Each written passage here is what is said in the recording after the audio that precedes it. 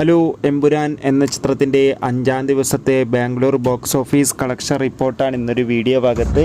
വീഡിയോയിൽ മുൻപ് video like ചെയ്യുക, ചാനൽ സബ്സ്ക്രൈബ് ചെയ്യുക. ഈ വരുന്ന മാർച്ച് മാസം ഇനി അങ്ങോട്ട് ധാരാളം ചിത്രങ്ങൾ OTT റിലീസ് ചെയ്യും. നമ്മുടെ ചാനൽ ഭാഗം പരിശോധിച്ചാൽ നിങ്ങൾക്ക് കാണാൻ വേണ്ടി സാധിക്കുന്നതായിരിക്കും.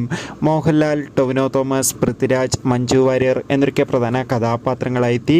പൃഥ്വിരാജിൻ്റെ സംവിധാനത്തിൽ മാർച്ച് 27-ാം തീയതി റിലീസിനെത്തിയ ചിത്രമായിരുന്നു എമ്പുരാൻ. ചിത്രത്തിന് ഇപ്പോഴും നല്ല മികച്ച പോസിറ്റീവ് റെസ്പോൺസ് തന്നെയാണ് പുറത്തുവന്നുകൊണ്ടിരിക്കുന്നത്.